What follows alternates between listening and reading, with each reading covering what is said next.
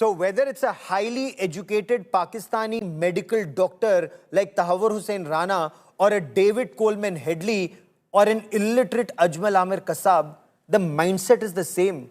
Ghazwa Hind, they want to bleed India through 1,000 cuts and target kafirs in India. I wonder if people after 26/11 woke up, or do we continue, at least elements in our society, continue to sleepwalk through Pakistan's state-sponsored radical Islamist terror. Now I want to get you some details that emerge from investigations. It's not source-based information. Each thing is attributed either to Federal Bureau of Investigation or National Investigation Agency or Rakesh Maria in his book. Listen in. So David Coleman Headley told his interrogators, and I quote, "I purchased the red and yellow wristband. I forget its name. I bought it so that the 10 youth could wear it as a cover so that people would think they're Indians," unquote. Ajmal Amir Kasab was not only given the Kalawa, he was also given a Hindu identity card. Now, Rakesh Maria, then former Mumbai commissioner, he was earlier crime branch chief, he was one of the chief interrogators and the person who first interrogated Ajmal Amir Kasab. Well, he said, had Ajmal Amir Kasab not been caught alive, not my words, his words, had Ajmal Amir Kasab, that Pakistani terrorist, not been caught alive, the 26/11 Mumbai terror attacks would have been dubbed as the handiwork of Hindu terrorists.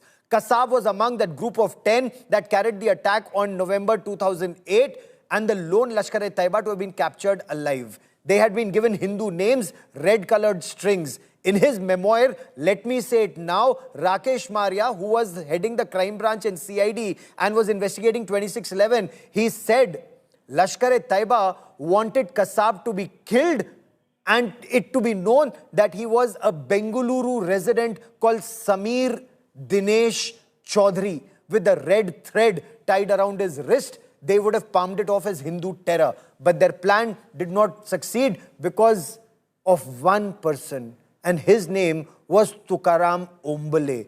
Tukaram Ombole caught Kasab. He took a hail of bullets in his chest.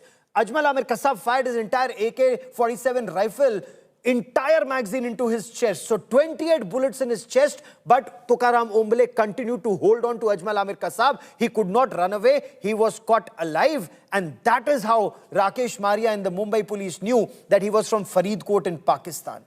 He said, and I quote, this is what Rakesh Maria wrote in his book, "If all had gone well, he, that is Kasab, would have been dead with a red string tied around his wrist like a Hindu.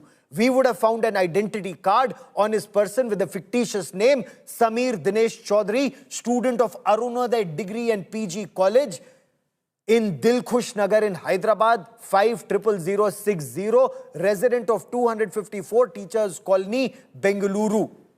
Maria writes, there would have been screaming headlines on newspapers claiming how Hindu terrorists have attacked Mumbai. Over-the-top TV journalists would have made a beeline for Bengaluru to interview his family and neighbors. 26/11 or 26/11 would have been passed off as Hindu terror. And this is shocking. This is shocking, Sushant Sareen. The evil that Pakistan is, their eye for meticulous detail is actually there for the world to see now.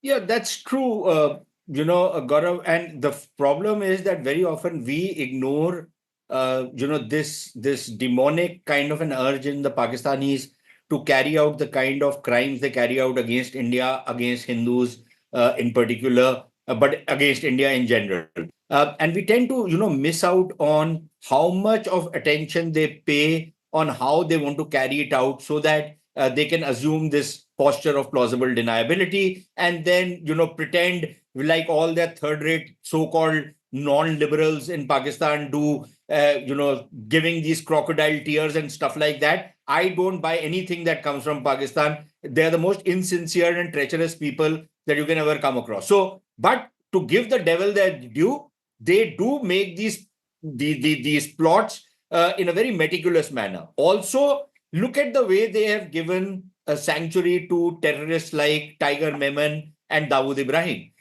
Despite all international pressure, the Pakistanis have kept them in safe custody. They've ensured that nothing happens to them, nothing happens to people like Hafiz Saeed and Masood Azhar and other third-rate terrorists that they associate with. So I think we need to give them that credit, which is why I say that we must have a legal system, Gaurav, whereby we can sentence these people and pronounce punishments on them in absentia, and then leave it to our agencies to mete out that punishment in whatever manner they deem fit and whatever No, but manner necessary.